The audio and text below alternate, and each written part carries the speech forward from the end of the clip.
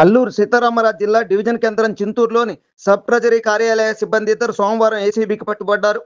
Tribal welfare school master increments arrear bills విషయంలో లంచం demand చేశారన్న ఫిర్యాదుతో రంగంలోకి దిగిన ఏసీబీ సిబ్బంది దాడి చేసి పట్టుకున్నారు. ఏసీబీకి పట్టుబడ్డ sub treasury officer Vamsi Kalyan, senior assistant శామ్యూల్లను అరెస్ట్ చేసినట్లు ఏసీబీ డీఎస్పీ బీవీఎస్ నాగేశ్వరరావు మీడియాకు వెల్లడించారు.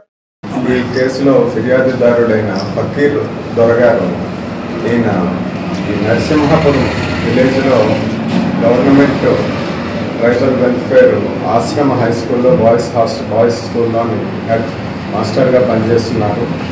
ఆయన సుమారు 10 సంవత్సరాల క్రితం మధ్యలో ఒక 3 సార్లు ఆయన సస్పెన్షన్కి గురి అవ్వడం జరిగింది. ఈ 10 సంవత్సరాల తాలూకా సస్పెన్షన్ కొంత మధ్యకాలంలో సస్పెన్షన్ ఇంక్రిమెంట్ ఏరియర్స్ డబ్బులు సుమారు 12 లక్షల రూపాయలు అతనికి రావాల్సి ఉంది. అతను దానికి సంబంధించి జనవరి నెలలో బిల్లు పెట్టడం జరిగింది. అయితే దాంట్లో 20% సుమారు 2,50,000 రూపాయలు దాంట్లో లంచంగా డిమాండ్ చేశారు. ఇక్కడ ఎస్టీవల్గా పనిచేస్తున్న వంశీకరణ్ గారు, తర్వాత సీనియర్ అకౌంటెంట్గా పనిచేస్తున్న శామ్యూల్ గారు కూడా ఆయన ఇవ్వలేనని చెప్పడం వల్ల 2 సార్లు బిల్లు రిజెక్ట్ చేశారు.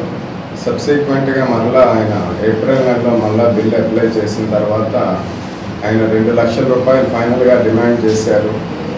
ఆయన ఒప్పుకున్న తర్వాత ఆ 2 లక్షల రూపాయలు కూడా ఆయన శాంక్షన్ చేసి 12 లక్షల రూపాయలు కూడా ఆయన బిల్లు శాంక్షన్ చేశారు.